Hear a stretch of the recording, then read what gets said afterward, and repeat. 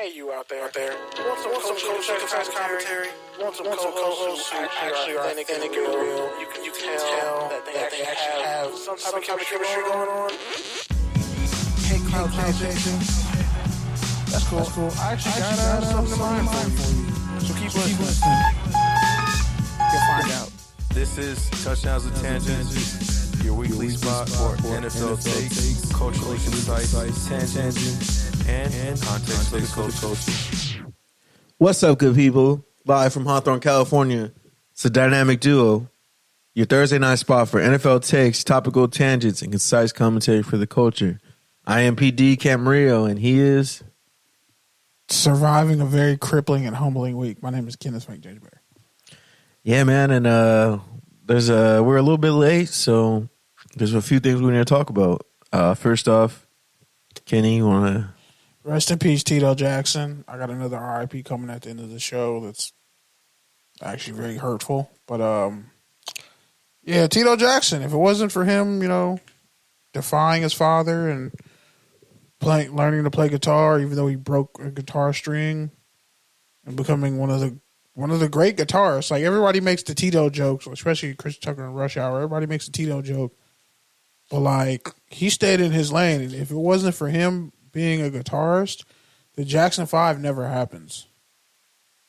Like, and if you go back and look at some of the videos, he had that shit on, too. He had drip. Like, a black man playing the guitar in the 60s and 70s. Like, we're losing a lot of legends. And we had just lost Frankie Beverly and James Earl Jones. So yeah, it's kind of a lot. Yeah, for sure. And football he was news. 70 too. I think he was like 70. Yeah, it's kind of young. That sucks. That like Katherine Jackson is still alive and 3 of her kids are dead. Damn, that's crazy. Mike, Tito, and then like a child that died, I guess at birth. And the nephew was just about to play him in a biopic too. That's the crazy part. That Michael Jackson biopic is coming out with the nephew that looks just like Michael, and it's really fucking creepy. Like that, it's uncanny, but like it's not creepy, but it's like, oh my god! Like they all look like each other. Like whatever that Villalago shit is starting to kind of make sense because even the lightest Jacksons look like Michael. That's how I know them kids ain't his. But go ahead. Moving on to football news. Thursday night football, Jets Patriots was a traditional Thursday night football stinker. Patriots barely moved the ball at all. I don't know what the final score was, but 24-3. Shout out to Nikki. Yeah, and follow me back on Twitter when you get your account back. Shout out to Ramondre Stevenson, who finally was looking like a RB number 1 or 2. Fool's gold. Gave me a whole 1 point tonight. Fool's gold. So, yeah, I'm pretty much cooked because I have him in like 3 leagues. So I'm cooked in every league, bro. Yeah, I'm cooked in leagues I'm winning in. That's the crazy part. Everybody's injured. Everybody's hurt. We're all one bad day away from being on my parlays got cooked. Polk only had 2 catches. I needed him to have 3. The kicker only had 1 field goal. I needed him to have 2. I would have told you not to pick Polk in the parlay. Yeah, there we are. Well, he pushed it, but he didn't. Hunter Henry? What was the Hunter Henry parlays? I don't know. He's the one. He's the one you need to be paying attention to because he's getting all the targets. Yeah, it's not about the targets though. It's just about the number. But I'm saying like it's about the number. It's not about the targets. If there was going to be somebody I would bet to get 5 catches a game, it's Hunter Henry. Yeah, but the bet wasn't 5 catches. Yeah, if the bet was 5 catches, the bet was 2.5 catches. Oh, he probably cleared that. He didn't. He only got 2. Damn. So it was a push. Bitch. Yeah. Oh, anyways. That sucks. They both. Wow. Jacoby Brissett is really sacrificing his life. Oh, yeah, and Brissett didn't do shit. I had him in a parlay, too. He's sacrificing his life yards so have Drake been May so can be low, great. and it's been absolutely nothing. Their O-line's been injured. Are they splitting time? City So has been Is hurt. May and Brissett splitting time? No, Brissett is literally Brissett's just ass. He's taking all the hits for an ass instead O-line. of May. Yeah, is what you're saying. So they don't Bryce Young him. Makes sense. Jacoby Brissett Ramondre is a hero. Stevenson's going to be cooked next year. He's going to be cooked now because their O-line is hurt. Their top 2 O-linemen weren't even playing. Speaking of injuries, everyone's injured. If you're a fantasy football player like we are, Everyone's hurt. a lot of people are calling this like the worst first round ever. Worse. Just because so many players have been injured all the way at the top, from CMC to Cooper Kupp, Puka, Debo Samuel.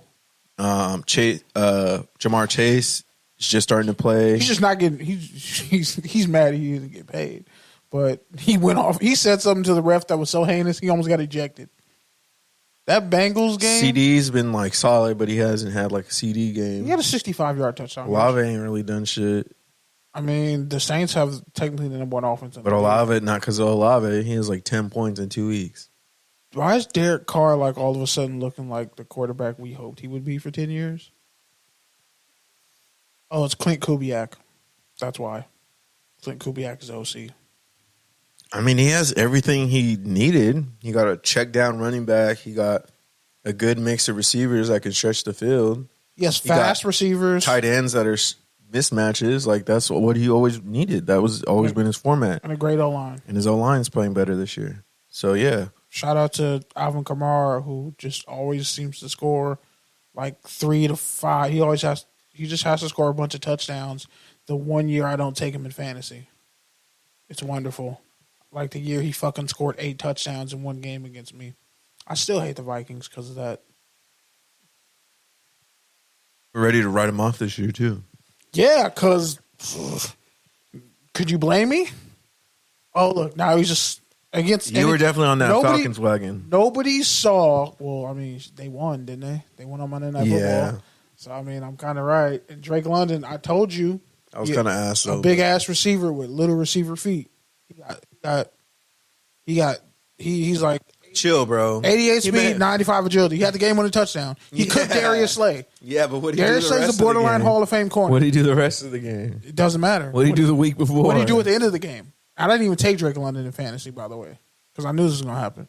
But I took Bijan and Kyle Pitts, who got 1 touchdown, so I'll take that. Mooney and McLeod carried them most of the game. I should have took Mooney. I think I can get Mooney in pretty much every league. But I have him in one of the leagues. Okay, except one league. But he's available in almost every league. Anthony Richardson got... Colts are interesting because they have a good old line, but like they're bad enough to where he gets hit right when he's about to throw a touchdown. It's weird. And then he threw a touchdown the first week after getting smacked. So, yeah. My Chargers are 2-0. Two was on our. Oh, now you're a Chargers fan? Hey, dog. Just renounce your Raiderdom. Just renounce it. And even if I wanted to. You a hood hopper. Remember what you called me years ago? A team hopper? You're a team hopper. You're a pass around. That's crazy. Like, you're the pass around of NFL fandom. And you're proud of that. You're happy over there eating your Amazon food. Shit probably got traces of Ozempic in it. By the way, all right, college football. Yeah, so South Alabama's beat the dog shit out of everybody they play. Their offensive coordinator was the receiver infamous for imitating Nick Saban all those years ago. He's funny as shit. They dropped 87 points last week on a team. I think it was like 87-3 or 87-10, and they were beating the hell out of Appalachian State. 48-14. They are 2-2. That is interesting. That they are 2-2. It'll be real interesting when they go. Yeah, they beat Northwestern State last week, 87-10. Texas clapped them. Yeah, they're averaging around like 52 points a game. It's kind of crazy when you think about it. USC played. They had a bye week last week. USC plays Michigan this week, 11-18. Alex Orji is going to be the starting quarterback for Michigan, who should have always been the starter. If you got a guy who's hyper athletic with talent and he's limited offensively, well, then maybe you should, I don't know, let him get 100% of the reps so you can move the ball and utilize Donovan Edwards, whose draft stock you're killing. I don't know what Sharon Moore's doing, but that defense is great. When I talked to a Maryland receiver during Big Ten Media Day, Felton, he's actually leading the Big Ten in receiving. Arizona got clapped by Kansas State, which was kind of shocking, but Kansas State's a very good team. They're going to be a top 10 team. They could definitely win the Big 12. Avery Johnson is a monster. He had over 100 yards rushing. Tatoya McMillan went off. San Jose State's still undefeated. Yeah, Colorado beat Colorado State. I think it was like 28-3 or something like that. Not surprised. Ironically, Jackson State beat the hell out of Southern. Jackson State ironically looks better under TC Taylor than it did with Deion. And he ain't got nowhere near the talent that Deion had. But, after Deion left and pretty much stole all the best talent out of Jackson State and pretty much used Jackson State as a feeder program to Colorado, TC Taylor has him on the right track. So Quinn Ewers got hurt, abdominal injury, last week, and Arch Manning came in and looked just like his grandfather when he broke off like a 70-yard touchdown run. I don't think anybody thought he was that fast. Nobody thought that. Nobody thought Arch Manning was that fast. And then everybody started, glazing him uncontrollably like a donut shop that opens up at 3 a.m. Shout out to the one by that. Wasn't that expected? Shout out to that donut shop by the Texas being number one and playing Louisiana Monroe is crazy, but yeah. They got number one because look what they did to Michigan. I know, but still, they look better than Georgia. Because I don't believe in Carson Beck like that. Like, let's be real. Let's really be real. But yeah, Arch Manning's is perfect time. So Illinois and Nebraska are both 3-0, and they're both ranked 24th and 22nd, respectfully. Now that's tomorrow's game. Here's the thing, right? Brett Bielema, Illinois head coach, he's never lost to Nebraska. Ever. Illinois has Kyle McCord, Ohio State transfer QB. They're playing great. They're on a hot streak. North Carolina State plays Clemson. Clemson's still ranked at 1-1. Iowa State's ranked 20th. They play Arkansas State. Penn State plays Kent State, which is 0-3. Penn State's ranked 10th and they're 2-0. But it's interesting because all right, bro, you ain't got to talk about all these games. Just talk about the ranked ones. No, they are ranked.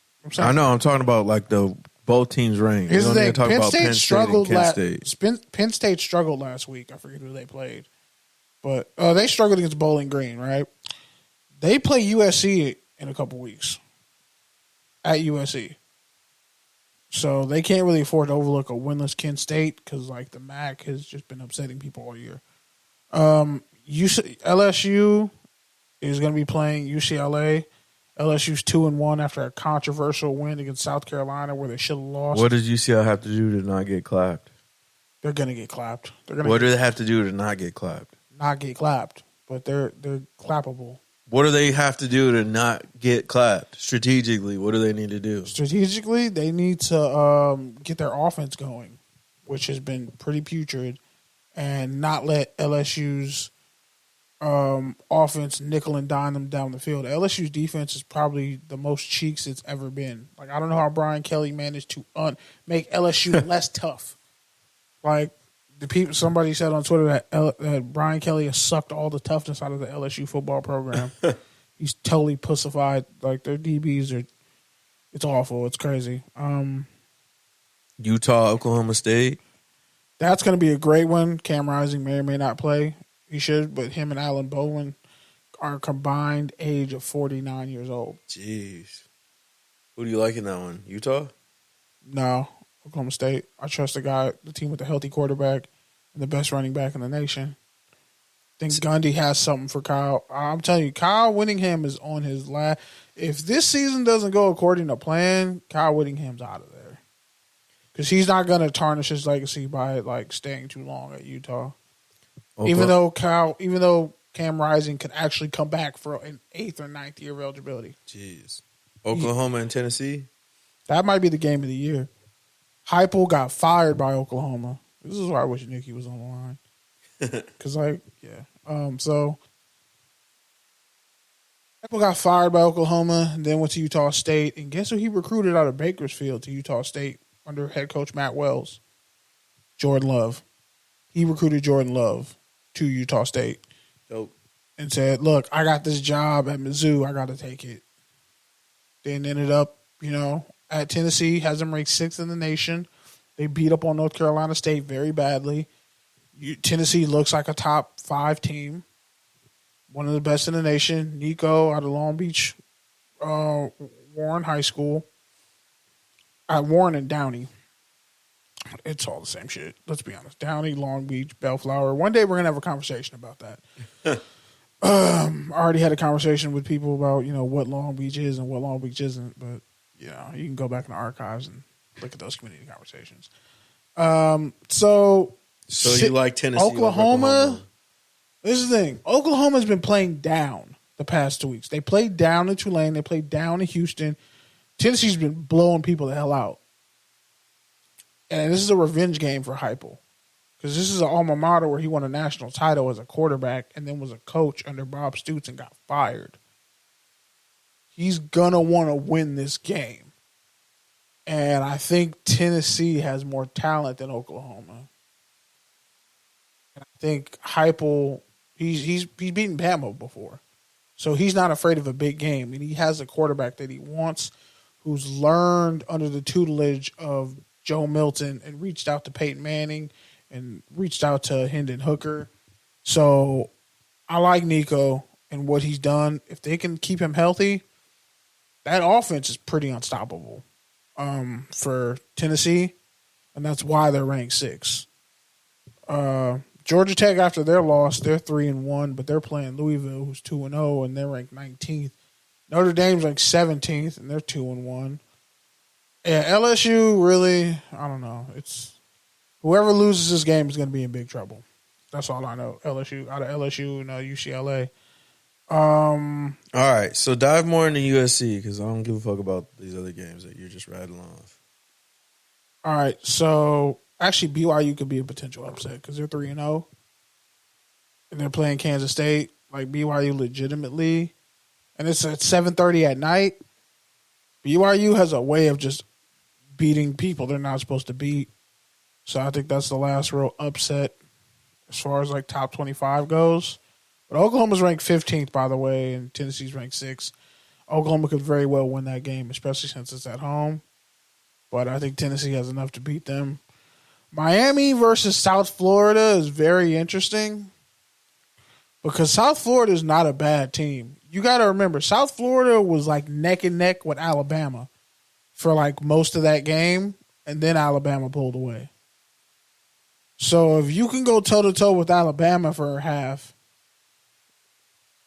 I don't necessarily know if I believe Miami to be what they say they are yet. So look out for that. 3-0 Miami, who's ranked 8th, is going to be playing at South Florida. That's one to watch for sure. But yeah, to kind of go deep into this USC Michigan situation. Michigan has a great defense. USC has the least amount of missed tackles in the country. They just picked up a 5-star receiver for the 2025 recruiting class. He was like the number 1 receiver for that class. Miller Moss is completing almost 75% of his passes. The USC's offense hasn't even really hit their stride yet, as like I played in some of the interviews last time.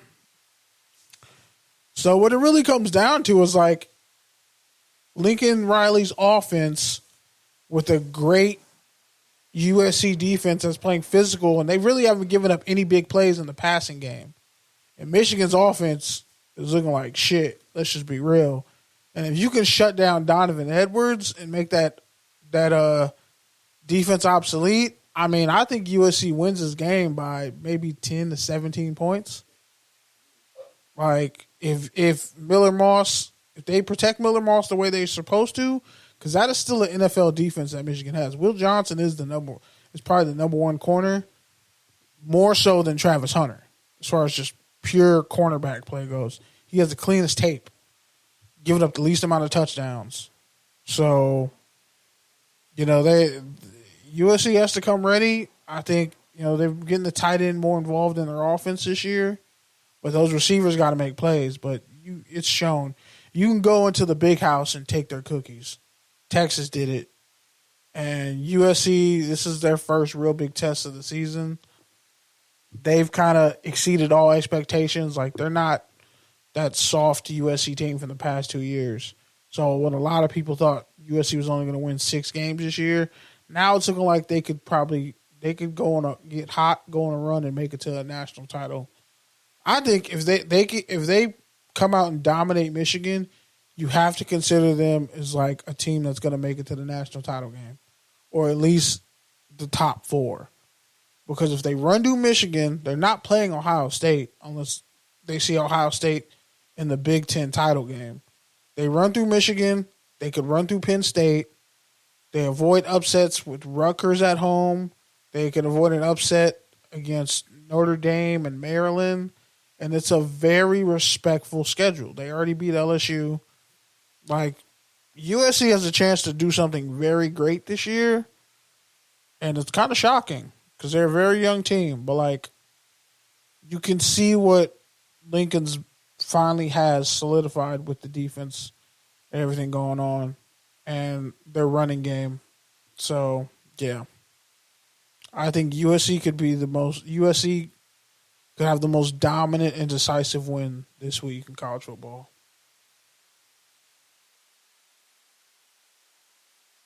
All right, anything else you want to talk about before we transition? I'll save it. It's I got one, but it's for like fade or fair. I'll save that one.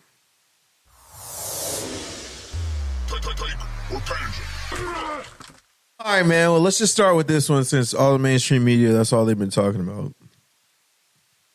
Pasadena legend Bryce Young getting benched by the Carolina Panthers. Okay, take first our off, tangent on it. We can't. I mean, yeah, he won a Heisman, and he went to Bama and won a Heisman, and yeah, he claims Dina, but he went to Cathedral and then played at Modern Day, so that's not really Dina. Last time I checked, he played at like inner city LA Cathedral, and then went to. So let's not act like he was screaming Dina when he was at Modern Day. We might want to slow that one down now. Like. The narratives have got to stop. C.J. Stroud I always thought was better than him coming up. Bryce Young didn't really get those accolades. He was still born in the 626. I mean, raised in the 626. I mean, that's cool, but you went to Cathedral and then transferred to Modern Day where they had 87 5-stars. Let's keep history in perspective. I was there. I remember it. You were like, I'm not too high on the kid because you're like, he's kind of skinny. I was like, yeah, but he's a dog. Like that was the year where it's like, why are all the top California players leaving the state? DJ Ukulele. DJ was only rated high because he beat Bryce head to head. I think just hating on Young because he spurned USC. But no, yeah. I'm not. They wanted him to play receiver, bro. He was not going to do that. They wanted him to play wide receiver. They wanted CJ Stroud to try something too. Like they told CJ Stroud they didn't believe in him, but Helton blew that. Anyways, back to the benching. Yeah, they're the worst roster in the league. The oldest roster as far as receiver, the most mid. The O-line is just trash. Ironically, the pass blocking is much better this year, but just there's no offensive creativity. And I don't want to slam a former El Camino College Warrior, but David Canales is like, it doesn't look like he's the man in charge. It's like David Tepper's running that team. And it wouldn't surprise me because, like, why would you bench the number 1 overall pick and make Andy Dalton go play? Drafted Jonathan Brooks, who you knew wasn't going to be ready to play because he's coming off a torn ACL. Miles Sanders pretty much is wasted away, done nothing. He's washed. Adam Thielen was taking jet sweeps in practice. Did you hear that, Pete? I said Adam Thielen, who's in like year 12. I heard you. I just didn't want to hear it, you know? I just want that to be heard in the universe. Adam Thielen, who hasn't been fast in like 8 years, is taking jet sweeps. What the fuck are they doing? Can we, like, seriously? Hey, how to get your quarterback killed in 5 minutes? The Carolina Panthers.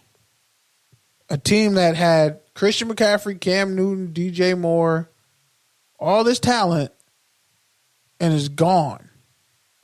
And you have the resemblance of a good defense. Derek Brown, who just got paid, he's on IR. He might be done for the season. I think he is done for the season. So there goes that. Boom goes the dynamite. Deontay Jackson out there.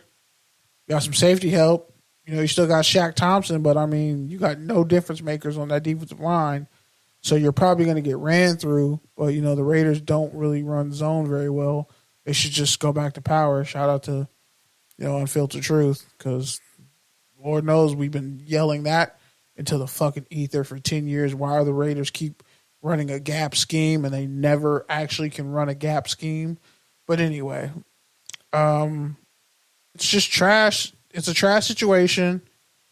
I really wish it didn't go there. I'm kind of glad C.J. Stroud didn't go there. I think C.J. Stroud would actually be – C.J. Stroud's better than him, so I think he would actually make the Panthers, you know, more competitive. But the Panthers did a terrible job. I don't know what Dan Morgan's doing. I just think David Tepper is running that team into the ground, and he should really just sell it. Honestly, a lot of what I agree with most of what you said. I think the biggest thing is you drafted a 5'11" quarterback at number 1 overall. If you expected him to just come in and change everything right away, you did yourself a disservice. Not to mention all the things you mentioned about this roster needing a lot of work. Let their best 2 pass rushers walk in free agency. Needing a new coach. You know, they've gone through, isn't he already on his second coach? Third coach? Coordinator-wise. Plus, you know, you let Brian Burns walk. You let Gross Matus walk. So I think the other issue with all this is the fact that there's a lot of pressure with that just comes with being number 1, comes with winning a Heisman, being at Bama, all that. And I feel like Bryce has been playing not to lose. And I feel like he hasn't really been able to cook. So I can give you a plea, a cop-out. I'm benching him for a game, benching him for a quarter, benching him for a half. But benching him for the season, for Andy Dalton, who you know isn't going to make your team any better. Bro got cobweb on it. He got cobweb. Even when Andy Dalton was at his best, he was a 7-9 quarterback. And now you got him on a roster that's not even a 7-9 roster, and you're expecting him to win more than 3 or 4 games? The 0-16 Lions had more talent than this Carolina Panthers roster. If anything, you let Bryce play it out, be the worst bust quarterback of all time, but at least you know for sure. But sitting him does nothing for your future. It does nothing for your present. And as a matter of fact, I'm sure a lot of guys in that locker room are looking at this organization saying, what the fuck did I sign up for? Because not only are you dividing the locker room, but you're dividing your future. Like, you traded up to get this guy. You leveraged your future to get him. And you're not giving him the time to develop into anything. And you rebuilt your offensive line, which was ass. So now you get their confidence, too, because they can't block the rookie QB. You think they're going to block for a veteran QB? Yeah. It's not looking great. I mean, we were talking about injuries earlier, right? And it's like, if you look at last week, Derek Carr played good, who we all kind of gave up on. Baker Mayfield played good enough to win, who everyone gave up on. Malik Willis looked good with the Packers. Who else? Sam Darnold's looked decent with the Vikings. Baker Mayfield looking like MVP candidate. I already said Baker Mayfield. Oh, yeah. I mean, the Steelers won with Fields in week 1. Fields scored he threw the only touchdown of that game. So, yeah, I don't know. Maybe coaching matters. Like, hey, I don't know, maybe coaching matters. Maybe we shouldn't just give up on these guys instantly. I don't know. I think it just sucks for him. It sucks for the organization. It sucks for fans. It sucks for everyone involved with that organization. I think it's laughable. It's one of the worst. It's even worse than Jamarcus Russell. Because, I mean, we know Russell was going through stuff personally. We know the Raiders organization was not stable at the time. There's a lot of shit that was going on at that time. And just to see this right now in the 2020s is like, it's a joke. The Panthers are a joke.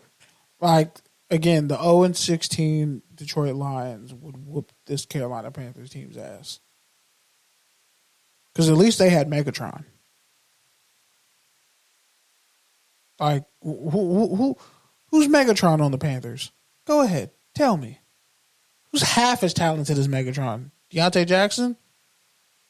Okay. He's 5'9", so he's getting cooked by Megatron.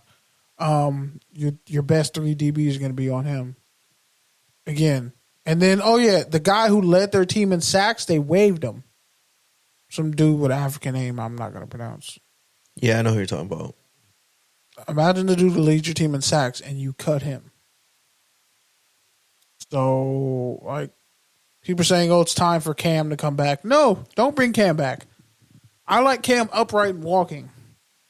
I don't want to see Cam go out like Michael Irvin when he got paralyzed on Christmas or whatever that was. Because if you can't block for Bryce or Dalton, you're not blocking for a beat down, worn out Cam who's nowhere near as athletic as he used to be.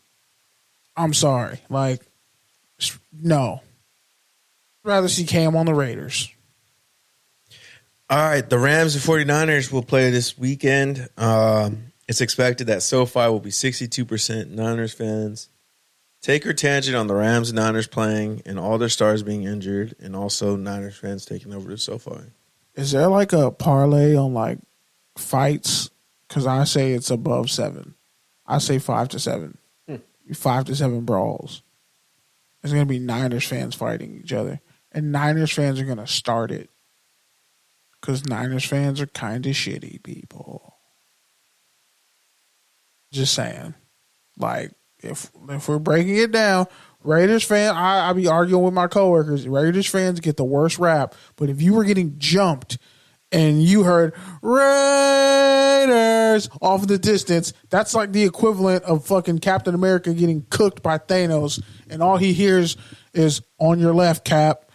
That's the equivalent. If you're getting jumped, you want Raiders fans to pull up. Because even if it's 2-on-8, you're winning that shit, bro. Niners fans be punching on little kids and shit. Like, let's not act like San Francisco sports teams have great fans. They have the shittiest fan bases because most of them aren't even from San Francisco. Like, don't even get me started. Like, most of them aren't from the old Bay Area. You're not. You're probably a gentrifier, or you live in LA, or you live in Vegas, but you're a Niners fan. Like miss me with all that shit. This is going to be the injury bowl. And honestly, the Cardinals beat the dog shit out of the Rams 41-10. Like, the headline I wrote was so disrespectful that, like, we had to edit that shit down. I was like, the Cardinals whooped the Rams' ass in every facet of football. They had 5 sacks and a fumble recovery. Marvin Harrison Jr. had 4 catches for 130 yards and 2 touchdowns. The crazy part is Kyler Murray only had 4 incompletions because he was like 17-21 for like 300 some odd yards and like 4 tutties. And the 4 incompletions were all to Marvin Harrison. James Conner also had 122 rush yards and a touchdown. I think they had like 200 yards rushing. 300, they had almost 500 yards of total offense, bro. Like, the Rams got their shit pushed in. It was embarrassing. And the Niners didn't look good either against the Vikings, where Justin Jefferson had a 97-yard touchdown catch. And he cooked their 2 safeties so bad that, like, that shit just, oh my goodness. Like, that was the most impressive touchdown in Vikings history. and Randy Moss owns like all of them. But that was more impressive than any Randy Moss touchdown I've ever seen. I'm sorry. Justin Jefferson only ran a 4.44, and motherfucker cooked you, took your ankles, and then ran another 60 yards to the end zone, bro. Made the catch, ran to the opposite side of the field. Like, it was just embarrassing. Like, it was truly embarrassing to watch the Niners play because they're going to just – and then Deebo Samuels got on that stupid-ass podcast and said, oh, we've been the best team in the league for a while now. That's funny. How are you the best team in the league for a while now and got no championships? 0 rings, just like a Niner. 0. Like, bro, the last time you went to the Super Bowl and won was fucking 96, and the only 2 people I can name on that Chargers team are Junior Seau and Rodney Harrison. Doug Flutie? Was it Dan Fouts on that team? Was Dan Fouts on that team? I don't think Dan Fouts was on that team. I think Dan Fouts was way before then.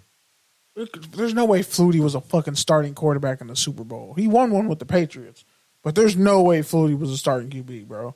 I couldn't even tell you who was on that 96 team offensively. I just know Junior Seau and Rodney Harrison. Even worse than both the people we just... Wait, hold on. Chargers Super Bowl team. Stan Humphries? Who the fuck is that? Hold on, I'm trying to see who started. It was 94. Oh, 94. Yeah, it was Stan Humphries.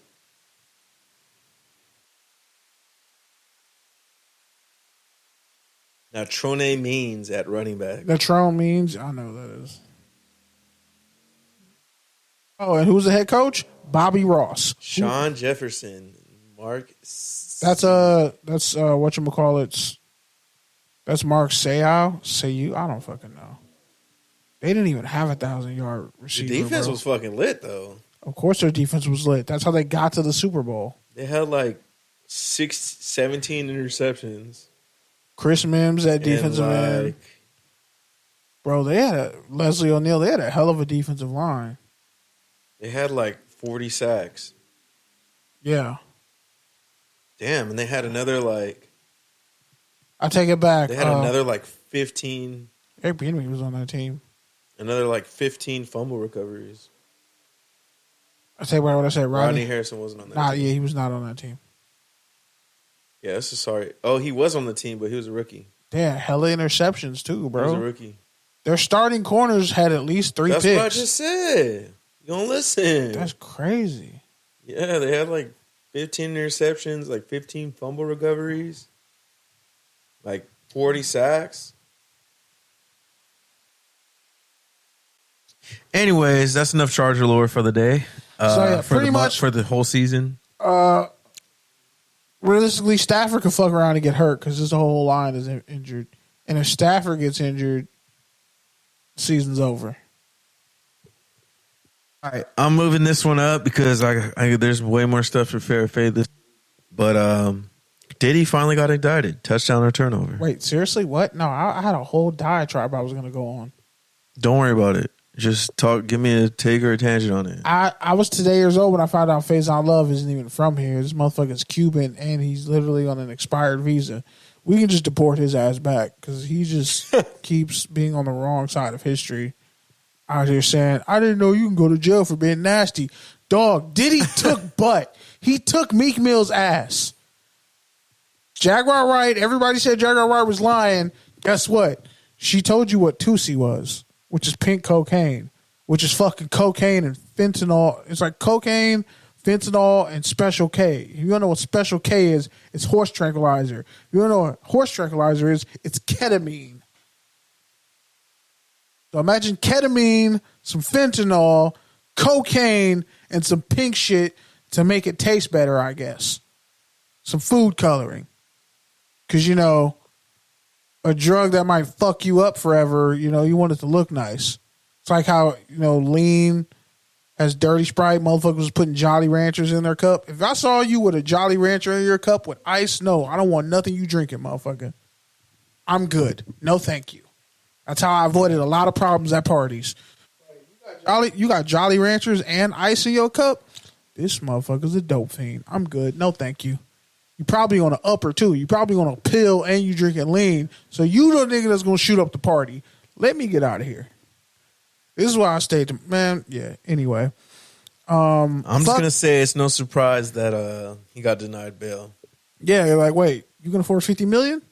Okay, well, since you didn't want to pay all these people, he called one member of like a former group that he was control of 58 times. I think it was Don Richards from like fucking Day 26 or fucking Danity Kane? Yeah, like 58 times. Aubrey O'Day was right. A lot of people were right about Diddy. And everybody's saying Jay-Z's next. Looking like it. Even though he came out and said that, yes, he was the one. Jay-Z was the one who picked Kendrick Lamar and not Lil Wayne. And when he even started picking who was going to be the Super Bowl, it wasn't going to be just because you're from there, you get to go there. Like, Lil Wayne's a dope fiend. Seriously. Lil Wayne's a dope fiend. Nicki Minaj fucks a pedophile and a rapist. Has kids by one, and her brother's one. That's crazy. You didn't need to throw strays at Weezy like that. Lil Wayne's a fucking dope fiend. And you know what? He don't believe in racism, so fuck that nigga. There, I said it. That's crazy. So, you know, he came out and said it. Lil Wayne has smoked his brain away. Bro, he needs to shave his dreads off because honestly, they look dreadful. Crazy. Lil Wayne is not the Lil Wayne I respected in 2010 or 2011. That Lil Wayne's dead and gone, bruh. He has leaned and whatever Baby did to him, whatever Birdman did to him, bro. He already said he got raped at 11. So it's like, come on, what are we saying here? Like, what were we really acting like we didn't watch Lil Wayne's demise in real time? He had to sue to get paid. Like, pretty much at this point, he's a eunuch. We just feel bad for Lil Wayne because we loved his music and he was at his peak. He was one of the greatest, but he's a coon and a dope fiend who can't remember his lyrics. I don't know what the fuck that has to do with Diddy, bro. He's going out worse. You're literally shitting on Wayne for no fucking reason, bro. Oh, no. We're talking about Diddy. Back. It's coming back because Diddy and Birdman had dealings. J. Cole punched Diddy in the face at a party. Jay-Z was there when it happened. Diddy threatened to cut his throat. And J. Cole said, "What, bitch?" J. Cole, that's why I don't think J. Cole was a pussy in the whole Drake beef. Because you know what? He punched Diddy. He punched Diddy when nobody else. Grown men are scared to be around Diddy, bro. Grown men are terrified of Diddy. The feds had to come get this man, and J. Cole punched that nigga in the face. He grew his hair out and started riding bikes. Like, let's be real. All this, like, there's predators in the music industry and all these industries. I gotta respect the light-skinned dude who punched Diddy in the face. That's all I'm saying. Lil Wayne was around Puff, was around Birdman, all these predators, and he's a victim too. He just don't know it yet. And when you look at Jay-Z, people saying Jay-Z's next, you know, Beyonce had something to do with that girl that Jay-Z allegedly cheated with getting murdered. Like, you just look at it and you say, this is just a dirty business. And all these black people are going down when Clive Davis, Jimmy Iovine, Lucien Grange, all those motherfuckers are just getting more and more power. Like, all the CEO of Nike stepped down, bro. All these fucking Atlantic, all these heads, everybody you could think of, they all stepping down. And they all got connections to one person, Diddy. So if this shit goes that deep, bro, and then the audio comes out of allegedly of Meek Mill getting pounded out by Diddy, and then the next day you see him in the pool looking very uncomfortable in a hot tub. And last time I checked, you're supposed to be comfortable in a hot tub. He was looking like his butthole was hurting from the way he was sitting in that pool. I'm just saying. You got Diddy calling him daddy, saying he's proud of him and he put in work. What kind of work did you put in, sir? Because Meek Mill is not that great of a rapper. I'm sorry. Dreams and Nightmares is overrated. It was overrated when it was the best song on the charts. I always thought Meek Mill was overrated. I hated his braids. I hate the way he walks. I hate the way he talks. I hate everything about Meek Mill. He's annoying. Can't spell worth shit, but you're a rapper. How? All right, bro. You're just flaming all these people for no reason. No, I'm just saying all these predators coming out and all the people who co-sign their bullshit are looking funny in the light. Lil Wayne told Lil Twist, you should be getting your dick sucked by now. Lil Twist was underage in that video. Go back and watch it. When he told Lil Twist, I got raped at 11 and I loved it. Hey, dog, do you think you should be saying that to a child? Why do you think Bieber got fucked up by Diddy? Usher got fucked up by Diddy. Trey Songz got fucked up by Diddy. Allegedly Odell, too. I'm just saying, think of your favorite celebrities. They all have been to a Diddy party. LeBron's been to a Diddy party. Kendrick came out and said, keep the family away. Drake been to a Diddy party. Drake got beat up by Diddy.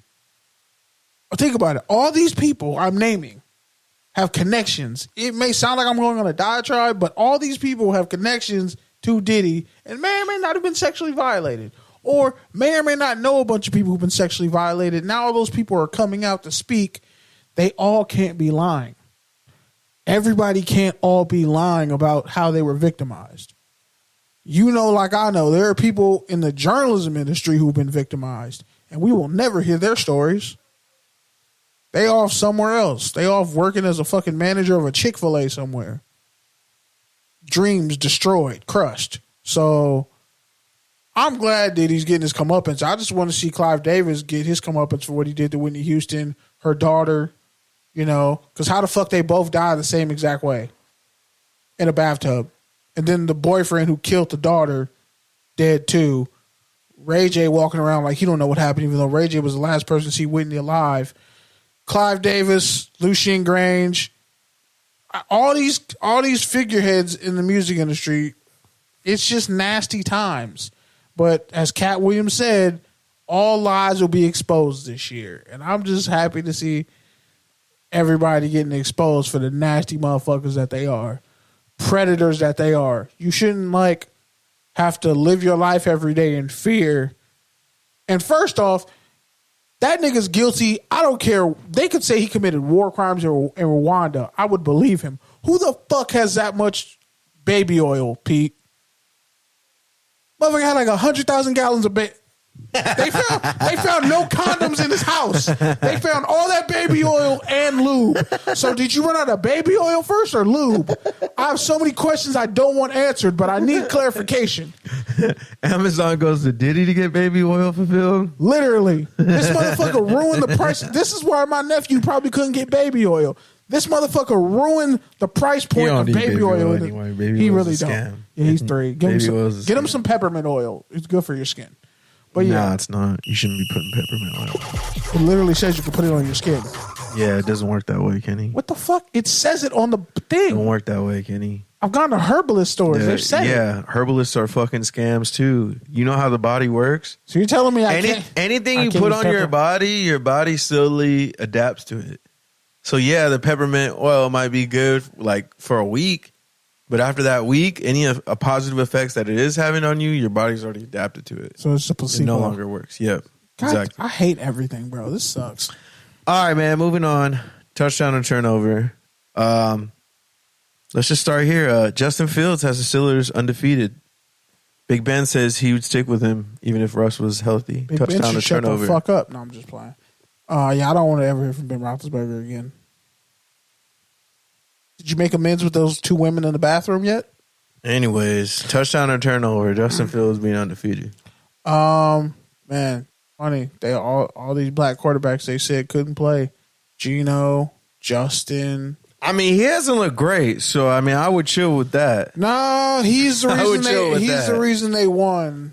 They're spoon feeding. I mean, him. I wouldn't say that's a They're big win. bringing him along. They're building his confidence back up. They're kind of just doing what the Bears did with him, which is just like, hey, go out there and make a play. No, he had a passing touchdown to Darnell. He completely. He had passing touchdowns with the Bears too, but I'm just saying. No, like he wasn't running. What I'm saying is what he's doing, I don't know if it's sustainable.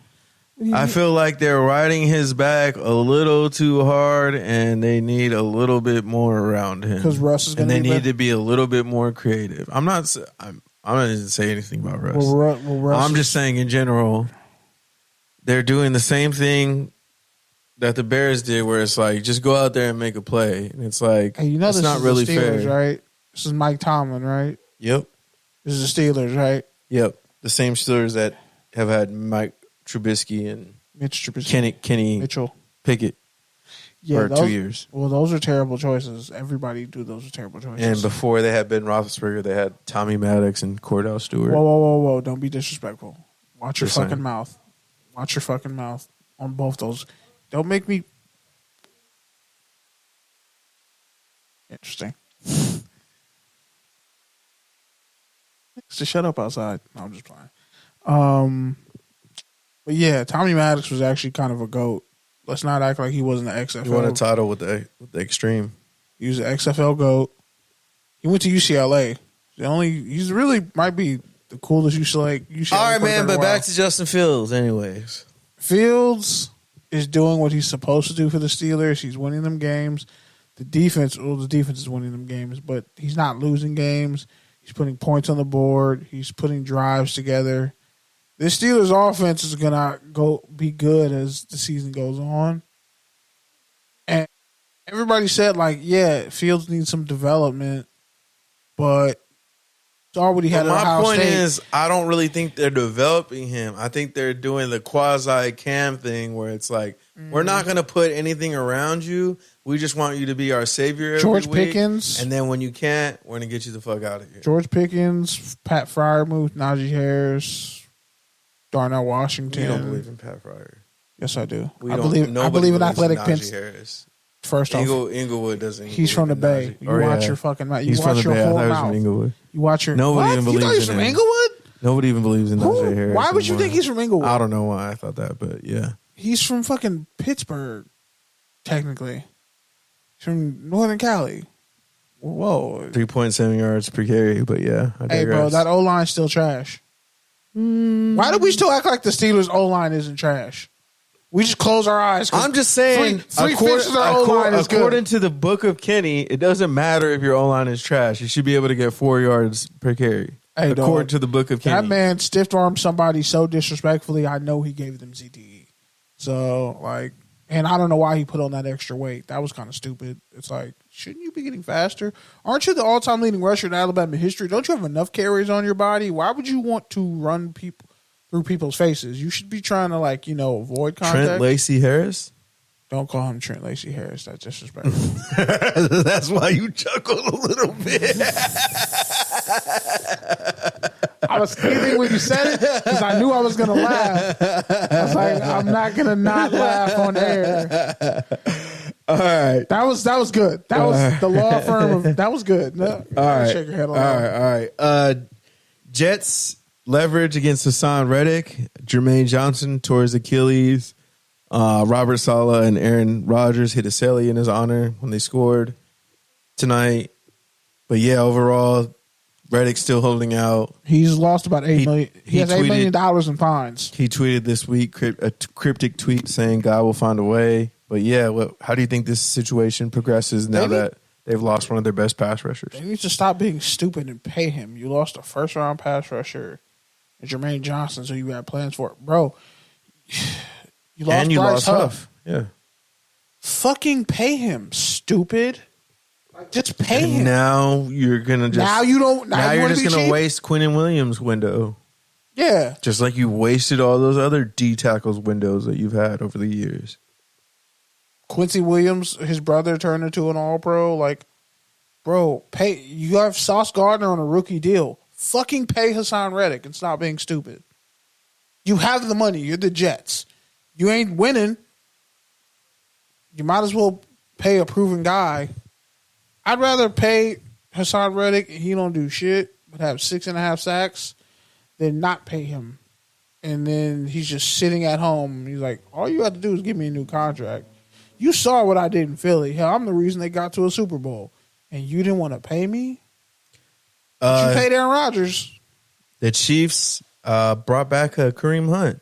He's on the practice squad, touchdown or turnover. That's a touchdown.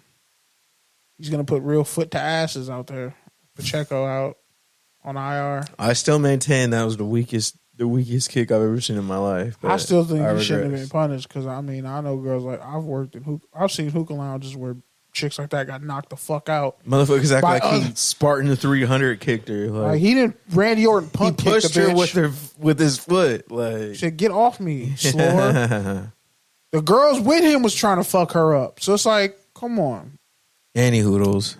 But yeah, I'm man, just saying, I think it's a touchdown too. Sometimes you got to knock out a drunk chick for being disrespectful, and you shouldn't be the one to do it. You let the females around you do it. I will say though, I'm sure Nikki's somewhere smiling because Samaje Perine is going to get some playing time this week, He's available in so many leagues. and He ain't gonna do shit either. And He's just big, your fast, and guy, strong. Carson Beck, is expected to start, undrafted free agent. Guy we both Carson interviewed. Steele? Carson Steele, yeah. The guy we both interviewed. A white running back who went to UCLA, who was the best player at Ball State, and then transferred to UCLA, and then they didn't use him at all. He's actually really nice, though. He's cool. You're saying UCLA didn't use him at all? UCLA didn't do shit with him. I mean, he was kind of hurt off and on all year. He was hurt, but that offense. They used with him Ethan when he Gard- wasn't. That offense They used is him very when steady. they were good in the beginning of the year when they used him. And then they stopped using him. Yeah, and then they stopped. Then the using him. running back who went to Inglewood High, who's their starting running back, who ran all over USC, he became the guy. Yep. But yeah, I mean, when it comes down to it, Reem Hunt's the freshest and knows that system, and he was damn near an All-Pro as a rookie in his second year. So it's not like he ever fell off. He was just behind Nick Chubb for 4 years. So this is actually probably a steal for the Chiefs. You know, as if they need any more help. So I forgot how this came up, but someone ran into John Gruden this week, and he said he still wants to coach. He'll coach at, quote, any level. He's been a coach since the day he stopped playing. He was a coach at Pittsburgh where he met his wife, who was a cheerleader. Went on this whole tangent. Wait, a coach fucking a cheerleader? Just to say, well, he was like an assistant coach, graduate So assistant. so the GA fucking a cheerleader. Whatever, yeah. So you already graduated. I don't know if he graduated, but You're a coach. he was on the staff. That feels Anyways, like a it's not. conflict of No, interest. you're reaching. Feels like fraternization. No, you're reaching. Are you sure? Yeah, you're reaching. They've been together for like 40 years. Like, you're literally reaching. Oh, It's okay, kind of cool. disgusting. I'm just saying, no, like, but You're reaching. by today's terms, Out of all the things, if you you could ran shit that on, by me, out of all the things you could shit on John Gruden about, I'm not shitting on John Gruden, but I'm just like, when you see how people met 40 years ago, you're like, oh, that would be totally inappropriate today. That would be an HR violation. No. Yes, it would. No. Everything's an HR violation today. No one, bro. Yes, it would be. Cheerleaders aren't even fucking mandated sports half the time anymore. They have national championships. The fucking clubs now. They have most of national them are championships. clubs. But they're not. Most of them are clubs. But Most of them are not NCAA sanctioned sports. But there are some that are. Very few. In Texas, Very they have few. whole national championships. Very Like, few. There's been girls killed because of For cheerleading sure. in I'm high not school. shitting on cheerleading. I love cheerleading. But Do you all love I'm what trying to say cheerleaders is provide, you're or do you reaching. love cheerleading? I love cheerleading. It's fucking. What do you mean? It's like literally people fucking I just have being to ask. lifted. It's like gymnastics and It's wrestling. not just, don't disrespect gymnasts by saying it's the same. Gymnasts are much I more didn't. talented I said than it's cheerleaders. like gymnastics and fucking wrestling. Come on. It's like some fucking- girls, cheerleaders, and gymnasts and tumblers will cut you over that distinction. yeah, My but mom there was are one. all those in cheerleading. Nah, There are. I've seen 300-pound fat chicks as the pyramid, and like they're not an Olympic level gymnast. Anyways, that's They- not what I'm. Okay, Kenny. I know that's not what you're you're saying. reaching again, Kenny. I'm not reaching. Chill, bro. I can't reach. I'm not saying my arm hurts. I'm I not can't saying reach. every cheerleader is a gymnast. I'm saying there are gymnasts in cheerleading. Yes, but those there are gymnasts. stunts in. There are those are tumblers. gymnasts who are there cheerleaders. are tumblers in cheerleaders. I'm not saying every cheerleader is a tumbler, but there I'm are just tumblers saying in cheerleading. If we get the distinction wrong, a gymnast will fucking cut us from ear to ear. Anyway, They will Nancy Kerrigan us in the gymnasts street. don't listen to this show. First off, second off, You'd be I don't surprised. give a fuck what a gymnast has to say. Hey, Frankly, okay, fine, all right. moving on. Until a gymnast pulls up on you. Moving on. John Gruden says he wants to coach. Touchdown or turnover. Okay, John Kaepernick. I can't imagine him. After You sued the NFL, bro. After all the shit that he said in the emails, I can't imagine anybody really like wanting to play for him at the high school and college level. Like, coach with. I can't imagine him resonating with them. He has Adam Gase heat. Because some of these kids weren't even born when he was on Monday Night Football at this point. Some of these people don't know who the fuck John Gruden is. They're gonna go back to what you did with Josh Freeman, other and than not him having an you. ugly haircut and getting fired from the Raiders And Chucky. But yeah, so yeah, I think it's definitely a turnover. I think he needs to find something else to do with his life besides that. Take Mel Kiper's job, because holy fuck. All right, imagine abolishing cover 2 because you're a pussy. You did try that. All right, touchdown or turnover. I forgot. I lost my spot. You try it again. Shout out to Woj for retiring. There was one more that I had on here that I forgot.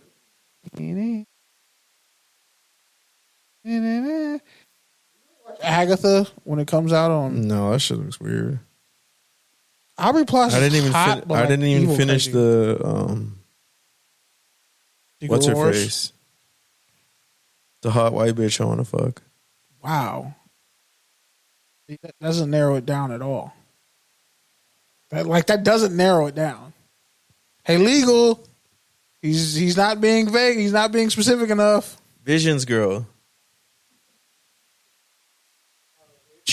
There you go. What was the show called though?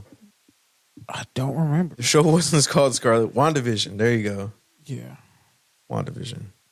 All right. Well, I guess we can move on to the original Fair or Fade plot for what was supposed to happen in that movie with Doctor Strange was actually way better. This is the first one I wanted to bring up. So after the Bears and Texans game, basically CJ Stroud walked up to Caleb Williams and was like, "Oh God, why are we making this a thing? Hey, bro, don't be taking those hits." And then Caleb just kind of like blew him off, was gonna walk away, and he was like, "Nah, you're a great player, everything you have, you got a lot to bring to the game, blah blah blah." Then the media asked him about it the next day and was like, he was like, "Yo, I wasn't trying to little bro him. People gave me positive reinforcement. I was trying to give him positive reinforcement. Just trying to give what I got. So you think it's fair or you think it's fade?" It's fair, man. He watched Caleb Williams get his ass whooped by that defense that he sees in practice every day. He's like, "Get down. Will Anderson will kill you, bro." I'm pretty sure he was watching Caleb Williams when he won that Heisman. He's like, "Dude, this dude has all the talent to be great. He had to suffer through no defenses at USC, and now he hasn't." They almost won that game. They were there up until the end. It's just his O-line is terrible. His interior O-line is trash. So it's I'm gonna say he took a lot of hits trying too hard, and Matt Eberflus needs to be fired because he's just not the guy to. I don't want that guy to be the one developing Caleb Williams. Get Ben Johnson, the Lions offensive coordinator. He can develop Caleb Williams. I'm gonna say defensive coaches cannot develop quarterbacks. I'm sorry, they just can't. I'm gonna say it's a fade. And here's why. One, you've been around Caleb more than me. Yes. But based off of what I've read and heard, I feel like this is kind of like his personality. On one hand, he's uber competitive and he wants to win so badly. He hates On the other hand, he kind of gives off that vibe you can't tell him shit. So I feel like that's kind of what these two things are. One. Two, I feel like it's a fade because, you're not telling him anything his coaches aren't going to tell him. You're not telling him anything he doesn't already know or hasn't seen in film. That's why I'm black. So that's why. That's why, seeing that and hearing that, it would piss me off. I get that. And then three, to your point, it is it's a fraternity. You're supposed to help each other out.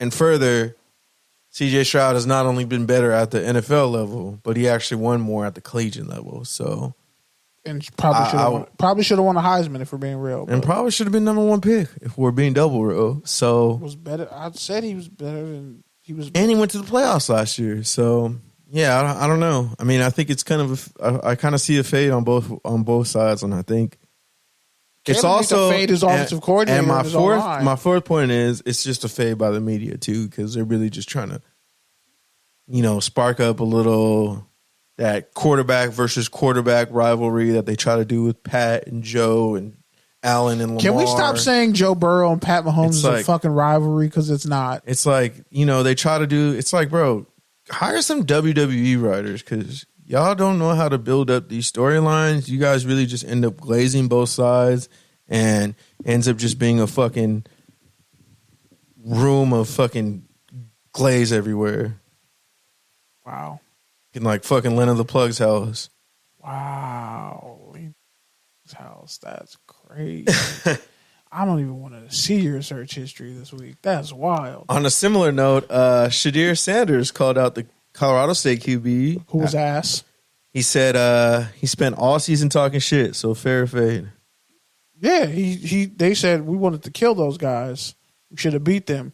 Dog, you lacerated Travis Hunter's liver. He missed like 4 games. That's why Colorado didn't get bowl eligible, because Travis missed like 5 fucking games with a lacerated liver. He almost died. Had they not pulled him out of the game when they did, he would have fucking died. You're starting, and then this motherfucker apologizes to the white safety who hit him dirty, to make him feel better about himself. That was some corny shit, but that was out of the Deion Sanders playbook of like, I don't want to offend white people, so you could spit in my face and I'm gonna just say yes, a boss type shit. Because Shedeur is different than Deion. I don't think, if y'all don't know this by now, Shedeur will tell you to go to hell and go fuck yourself with a Richard Mille on his wrist, because he's actually that dude. And honestly, he's better than some of the starting quarterbacks I've seen in the NFL the past couple of weeks. So he's a dog, and I respect his game. And I want to take it back to the whole Caleb CJ Stroud situation. These black quarterbacks all got their own personalities. But like the standard for a quarterback is still gauged, and we punish people through the lens of how they measure up to a white male. You still don't see like the quarterback position. That's why I'm excited for a Michael Vick's documentary. Like can't wait for that shit, bro. We don't see the quarterback position. I think it drops next week. I can't wait to watch it. We don't see the quarterback position as something that like non-white people can do. That's why everybody wants Tua to retire and all this other shit. That's why we don't get on Herbert for never winning anything. That's why we keep saying Joe Burrow versus Pat Mahomes is a rivalry when it's clearly fucking not. Because guess what? When Patrick Mahomes beat you, he went to win a Super Bowl. You lost, Joe, and you've been trash kind of ever since. And your top receivers aren't getting paid. I wouldn't say he's been trash. That's crazy. That's fucking crazy, bro. Okay. He threw like 15. He actually had a good week last week. He threw like 15 picks the last week. Like the season after he went to the Super Bowl, I think he threw like 15 picks that year. He's also hurt every offseason. Oh, okay. Since when did you become the fucking number one Joe Burrow hater? That's no, I love crazy. Joe Burrow, but like let's not. You don't sound like you love Joe Burrow. Act like but bro, if you keep getting your ass whooped by the same dude and keep losing close, I mean that's it's fine. It's not a rivalry. That's fine. You could talk about that, but that ain't got shit to do with Joe Burrow. He's not the one making the rivalry. They're the one. The media is the one who made the rivalry. But that's what I'm saying. The Bengals hate the Chiefs because they can't beat them. I mean, honestly, Eli Apple and Tyreek Hill, who don't even play for either team, they made the beef. See what I mean? Yeah. See what I mean? But that's my point. Like, it's a manufactured rivalry. The Bengals have lost to the Chiefs so many times, it's not even funny. The Raiders have beaten the Chiefs in December. When was the last time the Bengals beat the Chiefs in December? The AFC Championship game. But that's my point. It's not a rivalry because everybody wants quarterbacks to duel against each other. They don't even play each other. Half these dudes aren't even in good positions to compete. It would be like, yo, the Bears have a top 5 defense. The Texans have a top 5 defense. The Texans have a top 5 offense. The Bears do not. But everybody's hating Caleb so hard that, like, we're losing the plot when it comes to quarterback play. Think about it. Baker got buried. Baker was rightfully shit, and then he got buried, and then he came back. You know what I think one point that you're missing in all of this? The point that you're missing in all of this that proves your point even more so, the Kyler Murray resurgence. Nobody's really talking about Kyler Murray, right? But last year with Baker Mayfield, everyone was glazing him. Give it up to the trade deadline. I'm just saying. When is the PS5? There was an announcement for the PS5. Now you know what I'm talking about. You know what I'm talking about, right? All right. Isn't Xbox allowing Gears of War to be released on PS5? So like, let's relax until week 8. Relax till the trade deadline. Let's see, because Kyler said that dumb shit. Like, it's not my job to get fucking Marvin Harrison Jr. the ball. You stupid bitch. Do you know who his father is? But he got him the ball last week. Forget he was the 4th overall pick. He got him the ball last week. Forget that he's the best receiver in the draft. Do you know who his father is? And you said that? You little midget motherfucker? Like, do you know who his father is? All right. But I'm saying, all these quarterbacks, right? They're all pitted against each other. And then they're called failures because they're not winning. But we give them too much credit. So I don't know what this got to do with Shedeur Sanders. Shedeur got his back kicked in because he clowned that trash-ass QB who said he was offered $600K. You should have took the $600K to leave Colorado State. Because, boy, his sidearm release is ugly. His release is ugly. His throwing motion is ugly. And Colorado State just wasn't talented. Like, they nowhere near as good as they were last year. And, like, that's no disrespect to Jay Norvell. But, like, you let your top receiver and your top quarterback go on a fuck Colorado spree all off season. The wife of the head coach said something about about Deion Sanders' family. Yeah, I would put a bounty on your fucking QB's head. I'd be like, hey, if the QB for Colorado State doesn't leave this game on a fucking stretcher, I'm going to trash you motherfuckers. Like, no. Who wants a Richard Millie? Hey, you can have my Rolls Royce. I want that motherfucker carried out of here in a stretcher. Like, let's just be real. Like, in our day, in 2010, if a QB did that, if we beat your ass junior year and senior year, your quarterback was talking shit all off season, and then you want to offer to shake my hand, but you was talking shit about me and my family, hey, fuck you. One of my teammates is going to fuck your girlfriend tonight, bitch. Like, it would be up, right? Yes or no? No, you're kind of going a lot. But no, let's be real, bro. In the locker room, we would not tolerate. I'm over this shit. You've been talking about this shit for like 10 minutes. No, but I'm saying, but think about, because he's a black quarterback, he's supposed to take that disrespect and be cool with it. Is that what you think? Is that why? That's part of it. Part of it is he's Deion's son, but it's like, again, the archetype that we judge quarterbacks on is through the lens of what a white male would do. I mean, I agree with what you're saying, but I don't think it's that deep. But yeah, no, it is that deep in terms of like the criticism. I think it's just Colorado versus Colorado State. No, bro. These two teams. Remember, they had beef before even last year because they were getting all that hype, and Colorado State was like, because that's a heated rivalry. Exactly, and Colorado State was like, "Yo, like they didn't even deserve that. They've been ass." Yes, but then Colorado State's been ass. So my point is, the national media blew it up, but they're still picking at Deion and his son. The point is, like, we need to go back. Like, if a quarterback, it's a fade. We got the point. That was the point. We got it. You didn't need to go on 15-minute rant. Why? I'm just saying to say it's a fade. We got it. You explained all the reasons why it's a fade. We got it. Yeah, I wrapped up a lot of storylines. All right, Bengals cornerback Cam Taylor-Britt said Kliff Kingsbury runs a, quote, nice college offense. Fair fade. And that man undefeated. That man said he going to get paid this offseason too. That man said Xavier Worthy ain't nothing fucking special. All he does is run fast. And what did he do? He picked off that he had the interception of the year against the Chiefs. He picked off a fucking pass with one hand, picked it off with one hand, and you know what the route that Xavier Worthy was running? It was a fucking go route. It was a 9 route. It was literally a streak. And guess what? Cameron Taylor-Britt ran like a 4.5. Xavier Worthy ran the fastest 40 ever on record. And got embarrassed on his go-to route. So, yeah. Cam Britt has a touch of psycho in him. And I like it. I like a touch of psycho in my corners. You got some Jalen Ramsey. You got some unhinged fury. And I respect it. I respect his game. Hopefully he ends up being a Raider, but they're going to probably overpay for him. But, yeah, I believe him. Because, yeah, Kliff Kingsbury does run a fucking kindergartner run and shoot offense. That's unimpressive. That might literally get Jaden Daniels severely fucked up at one point of the season. Remember I said that. Just pin it down. Remember when Caleb lost against Notre Dame? Yeah, who put the game plan together that week? Because everybody else had COVID. It was Kliff. So, you know.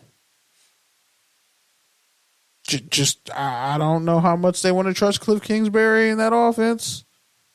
Because it's very predictable. But I'm going to pray for Jaden Daniels and his safety. Yeah, I mean, the Bengals are going to be pissed off. Yeah, we'll say, I mean, I think Jaden has, I don't want to say exceeded expectations, but.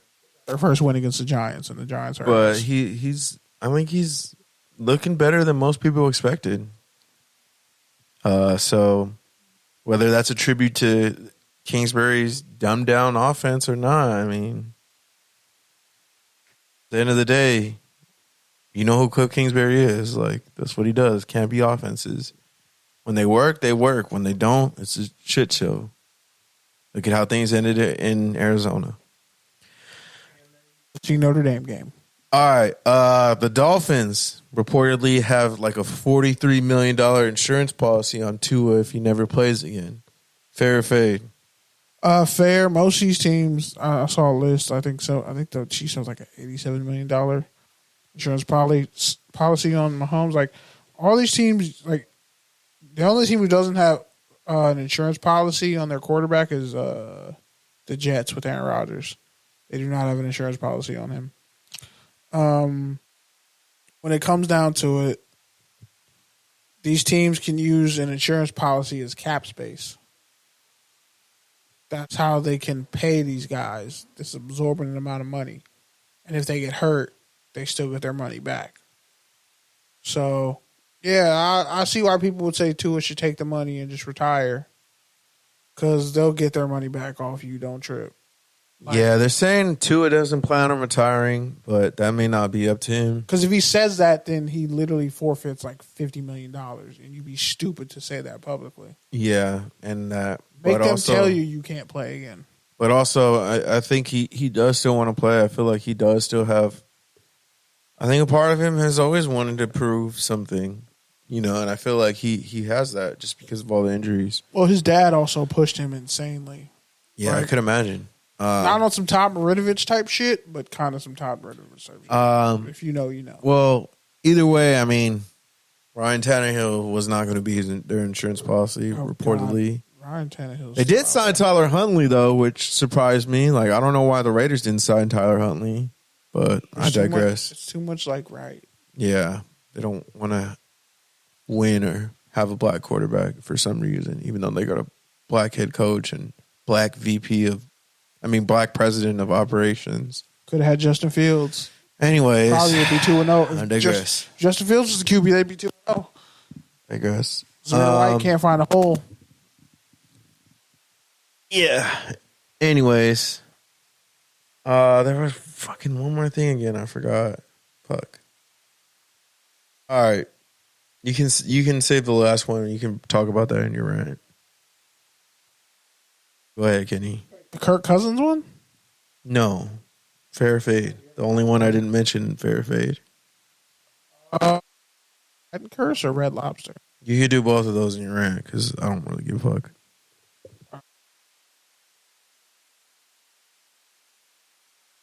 Yeah. Yeah, I mean, everybody's saying the Madden Curse is back because of Christian McCaffrey. Yeah, someone who destroyed his foot in high school and had some Achilles problems, you get tendonitis in your Achilles, it's pretty much a ticking time bomb on your career. It's over for you, buddy. You're not going to be playing running back much longer. He might want to just switch to receiver next season because it's a dub for you getting 300 touches. Might as well get 120 catches,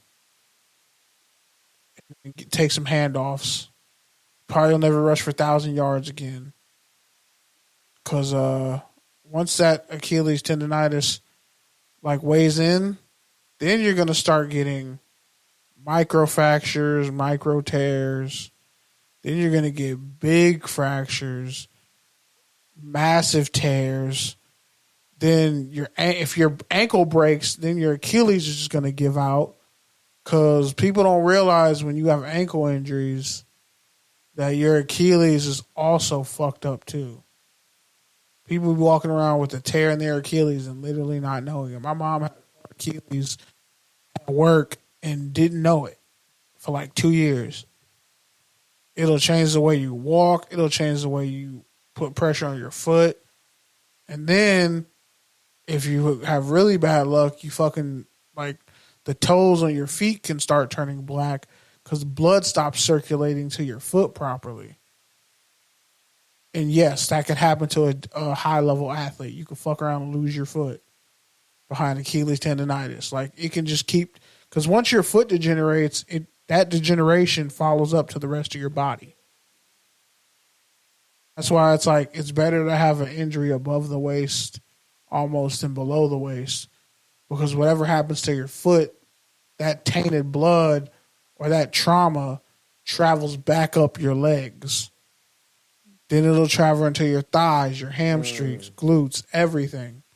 Your whole foot will just disintegrate. You have to get that bitch chopped off. And he has to probably realize it's not about what I'm going to be for the next 5 years. What are you going to be 35 years from now with the injuries you have on your legs? You already have ACL tears. Now you have Achilles tendonitis. Tendonitis is not curable. So once you got it, it's like diabetes. Yeah, you may have type 2, but you still got to be careful. Because if you're not, you're going to disintegrate very fast. So, I feel bad for Christian McCaffrey. I think people got to really take soft tissue injuries more seriously because they didn't. And I think that ruined a lot of careers in the 2010s.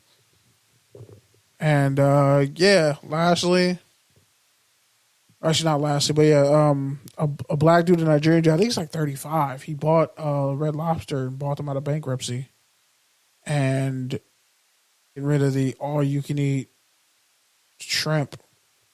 So I guess for all y'all who love Red Lobster, you're going to be sad about that. But shit, he's running a business and he bought them out of bankruptcy. He can do whatever the hell he wants. He's talking about having better customer service and all that good stuff. But I think with inflation, and then Pete told me earlier in the week that Burger King got rid of their value menu. Screamed very loudly. I yelled "fuck" very loudly because it's damn. Even Del Taco ain't really got shit under $2 anymore. They don't, but they're still cheap, and they actually use real ice cream and real fruit in their ice cream. So salute to Del Taco. But the mom and pop shops are now have a chance in resurging. Because everybody's doing these meal deal boxes let me get a $5. Shout out to Rallies for literally standing on business and holding the line longer than anybody. Carl's Jr.'s been sold out. That's why ain't nobody really fucking with Carl's Jr.'s. You're going to eat their food and regret it anyway. They got your money. They don't care. But Rallies, for $5, you can still get a meal at Rallies for $5. You can get an extra large fry at Rallies and get some change back for $5. R.I.P. to the biggie bag.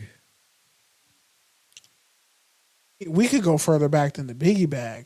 I remember when they had the double barbecue bacon burger for $4 on the menu. Now they won't. You can't even get that. I remember when they had the 2 for $3. I remember you can get a Big Buford 2 for $4.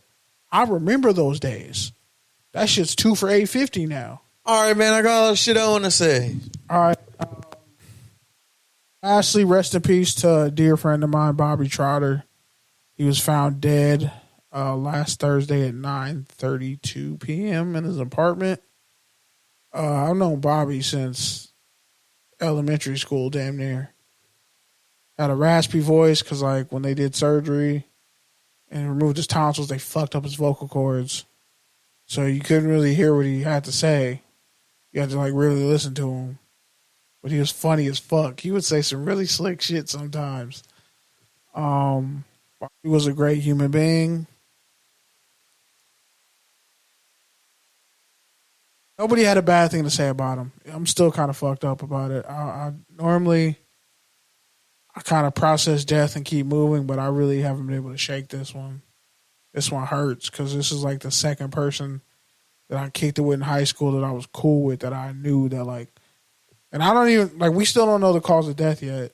Another dude I knew, Angel Alva, he allegedly killed himself. We were the same age. And now Bobby, like, that shit hurt. Like, my mom was sad about that shit. Like, I played basketball together, went to the same high school, went to the same middle school, HMS, Lawndale, went to Elko. You know, thought I had just talked to him that day. That's what had me fucked up. We were just laughing and joking about something on Facebook that day. Everybody was like, we just talked to him. I don't really know how to feel about that shit. I'm still kind of fucked up about it. So, you know, rest in peace, Bobby Trotter. He's 31. And then the worst part is, like, this is the 4-year anniversary of my homie George Teamer, who was friends with Bobby. And we were all sad about Teamer because he got murdered during COVID. He got killed in Long Beach. Shot up his car. First they said they wanted to rob him and take his car. Then they just fucking shot him. They like, it's the 4-year anniversary of his death. He didn't even get to make his 30th birthday. Bobby just turned 31. And it's just like Crazy. It's sad. It's crazy, like, when you lose people that close to you. And I already, like, have a weird fear about the number 33 and shit. Because, like, I don't know.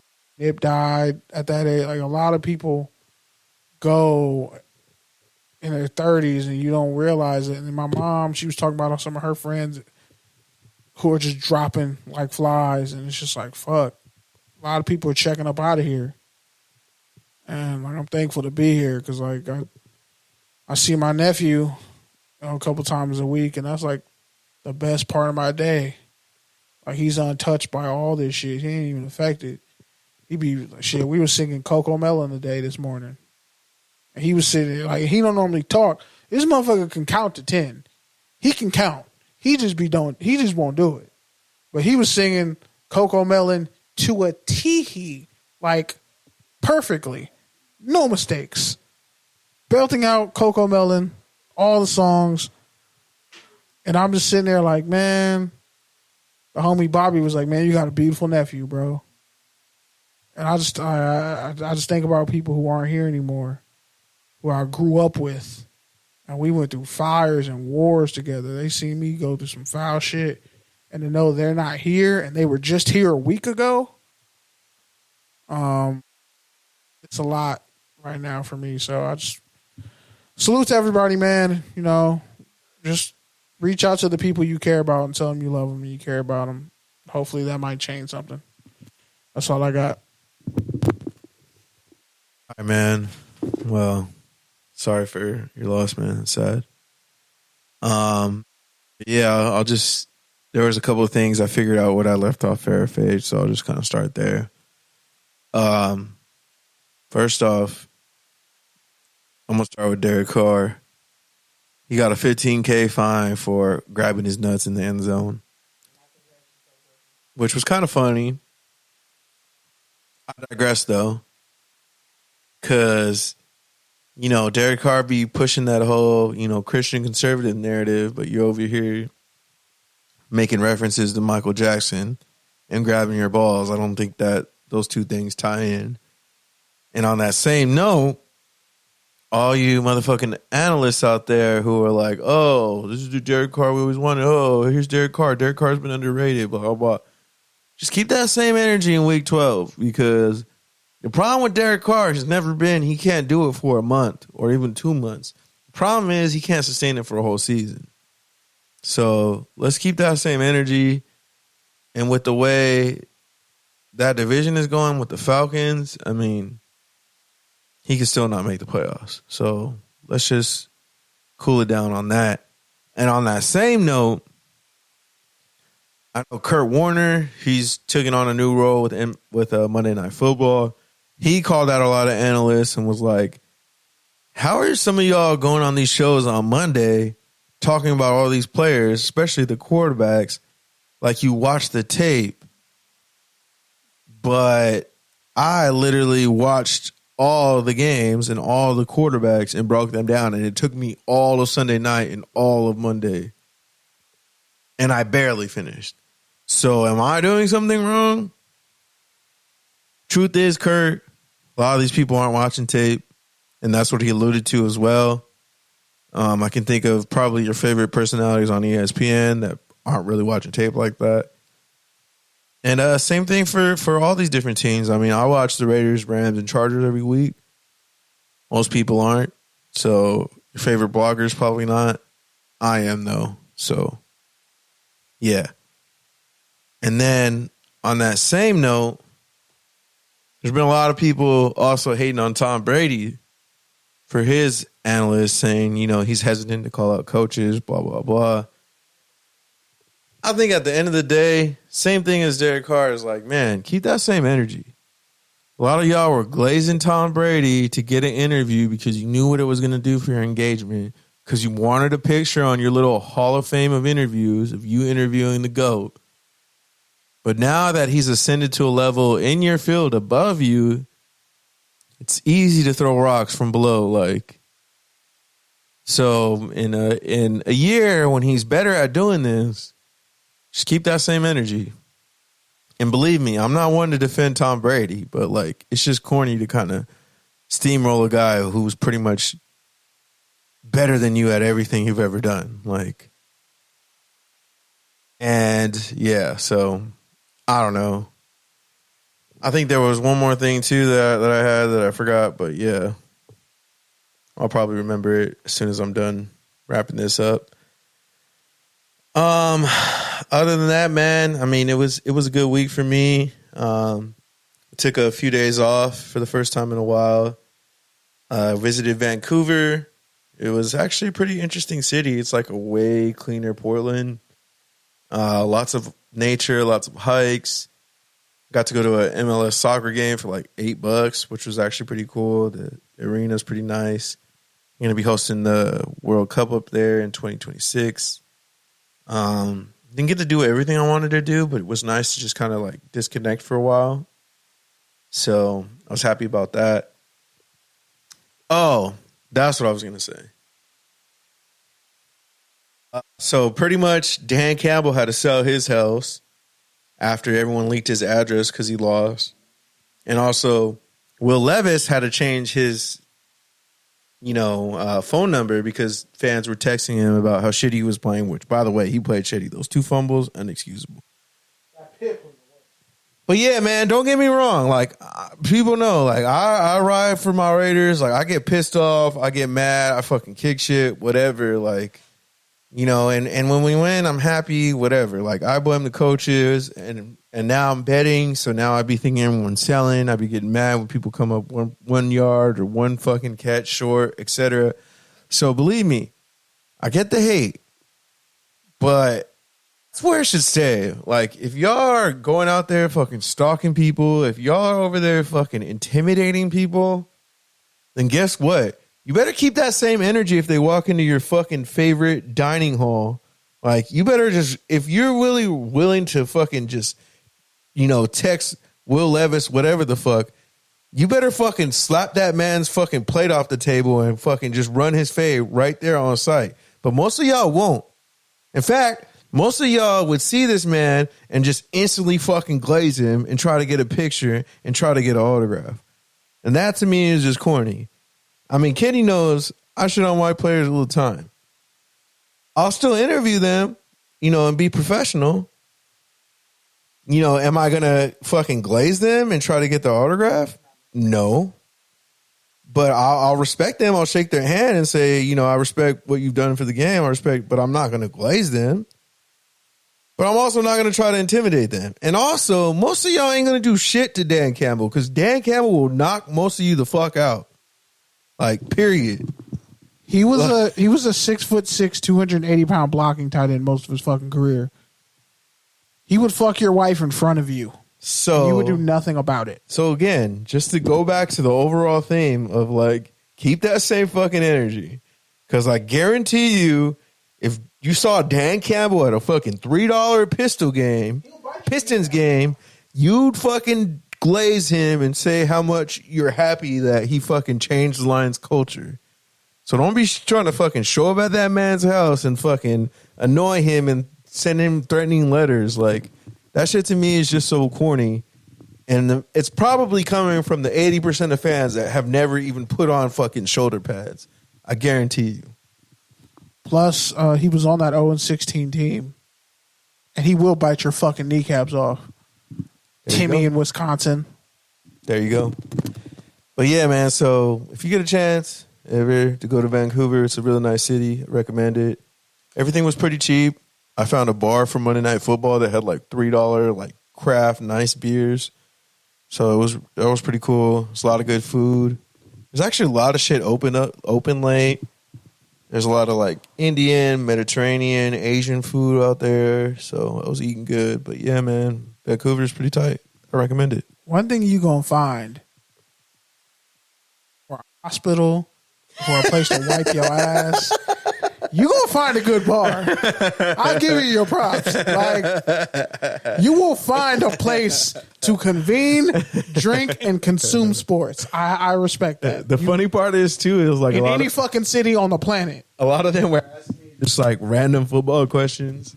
And you had the answers. Yeah, and they'd be like, hey, after they'd be like, why are they all up on the kickoff like that, eh? I was like, yeah, it's the new kickoff rules, blah, blah, and I was explaining it to them. But from the XFL. Yeah. All right, so this is Touchdowns and Tangents, touchdownsandtangents.com, TDs_tangents on Twitter and Instagram. Shout out to everyone who fucks with us. We are out. Peace. Peace. Shout out to Memphis Piss. Rest in peace, Bobby.